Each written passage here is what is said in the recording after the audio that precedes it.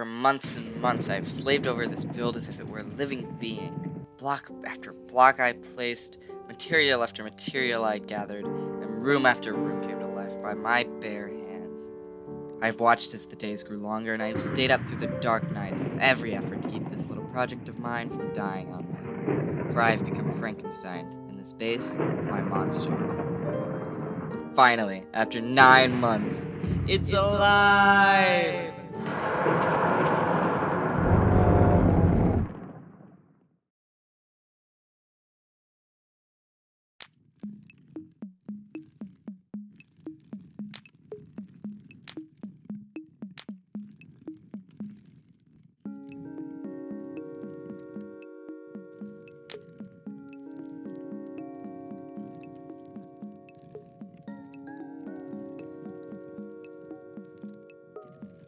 Hi, I'm Sparte, and let me show you what I've been working on. I started this project on August 1st, 2022. Unfortunately, I made the decision to start it late in the season of the server I was on, and I didn't get very far. I had the walls and their gradients up, the front had been mostly designed, and I had outlined the towers I would build in stone. Then the server restarted and I was back to square one. Fortunately, it didn't take long for me to start it up again. At the time, I didn't know I'd make this video, so all I have are pictures, and I'm gonna go fast for a moment if you don't mind. Rapid fire. Cleared a spot, built the walls, copied the original front of the castle, outlined the towers in stone, outlined more things in stone, started a head collection, filled in a few colors on the towers, finished the throne rooms, the smithing room, the farmer room, outlined my library, finished a few hallways, outlined the towers, did more color, oh, and not to forget the redstone machines in the entire basement of the castle itself. I really forgot to record a lot, didn't I? Let's just skip to the fun time-lapse part, and I'll give some of my thoughts on it. About halfway through this project, I decided that maybe since I've been spending so much time on it, a video would be good to make. You know, showing my progress. I started recording replays of me adding on things and building up the castle as I worked. When I build, I don't really plan things. Sure, I have some repeating patterns like the hallways and their floors and the ceilings that I did, and some block palette things, but I sort of block out areas that I don't pay attention to later and space things out in odd numbers and just go at it till it's done, and then I move on again. If it isn't obvious, I'm a huge fan of maximalism. I can't stand having a blank wall or a space that isn't brimming with detail. I don't really care if it looks too busy, since having a recurring pattern like my towers or the hallways ties all the little details together with a nice silk ribbon. It makes things look nice and complete. As for the actual build, I had all this structure in the outside and a couple rooms done, but I didn't know where to start, really. I'd outlined these big towers on top, but I didn't know what to do with them. When it came to the central tower, I didn't know what to do at first, but I decided on doing a clock tower after spending so many hours around my friend who had a literal clock for a face. I outlined it stone first, and then I went in, outlined the clocks, filled in the roof, and connected it to the tower below. I worked on some terraforming around the castle. I tried to keep some of the natural landscape while also adding light to reduce mob spawns, and overall just cleaning up the dirt and other odd formations that came from building the foundations of the castle. I actually don't really mind doing terraforming.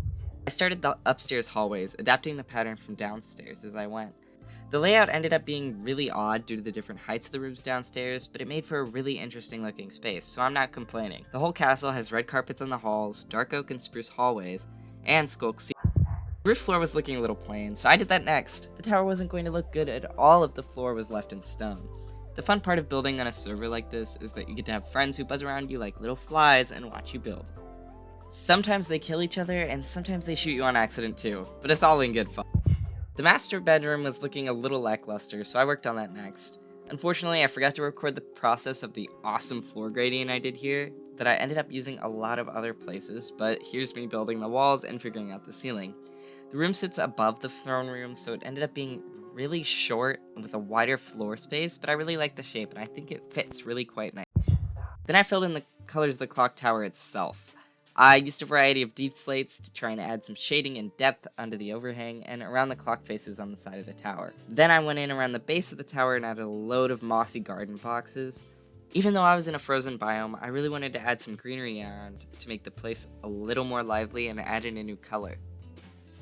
I then went and made some offshoots of the towers with more garden boxes to start to balance out the roof shape and make it feel more complete.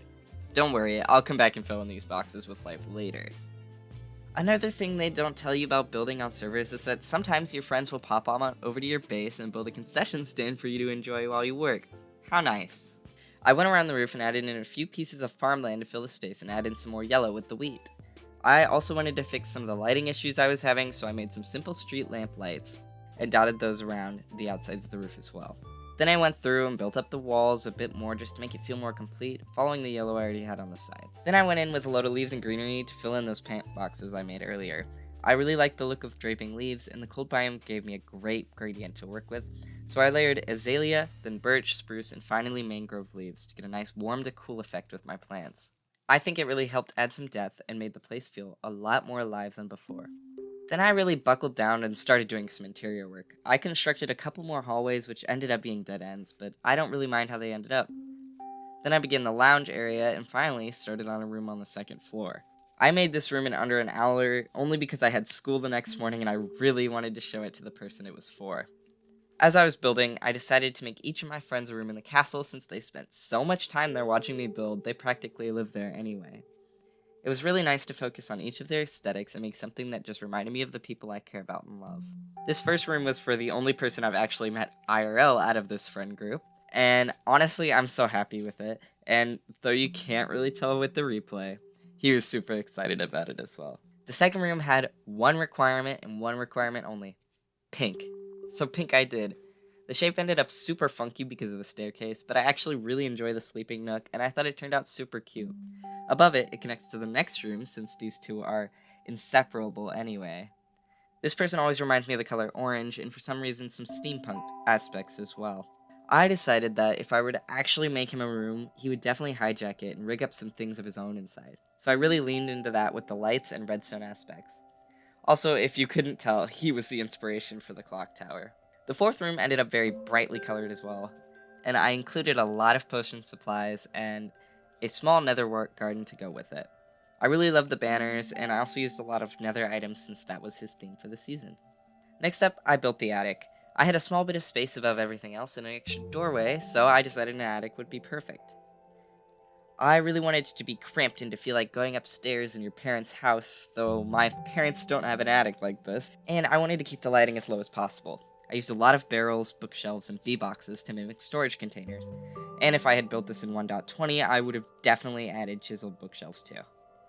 Then I realized I had 2 towers left outside of the main castle to fill, and I personalized those for a couple of my friends as well. It was a lot harder than the rooms, and I know some people are going to disagree with my use of the scaffolding in the middle, but I really liked the cramped feeling, and I think I did a pretty good job with the space available. My friends liked them as well, so you guys can't say anything. Then I built up the interior of the clock tower, adding this staircase and blending in some of the colors with this intricate ceiling design that I'm totally in love with. I also used smoke again at the ceiling with the dripping effect like I did elsewhere in the build.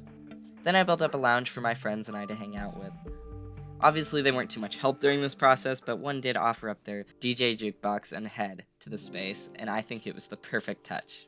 I also added a small closet and a little bit of shelf storage in the corner as well. Then my friends came by, and well, it's safe to say that they liked it. They even added a few touches of their own. I forgot about the room of villagers I had downstairs, so I quickly assigned them some jobs and built up a small interior around them as well. This room also has a small closet in the tower off to the side, as well as shelves and some clever shapes to avoid compromising details in other rooms. It's also built on top of a melon and pumpkin farm, so there's some lovely piston ambiance in there. The last room left to be done was the master bedroom. I designed this beautiful floor gradient, but I just didn't know how to create the rest of the room with it. So I procrastinated it for a while until I couldn't put it off anymore and I just did it. I leaned into an aesthetic that a friend later called whimsigoth, and unconsciously took a bit of inspiration from Howl's Moving Castle as well. And those combined, I think, made this room truly unique. It's my favorite room in the castle, and I am so glad that I put it off so I could come together and create something this beautiful later. Then I began what I like to call the cluttering. If you know me, you know that I have to make a story for most of the things I build. It just adds that extra bit of life to a build that can really take it to the next level if you do it right.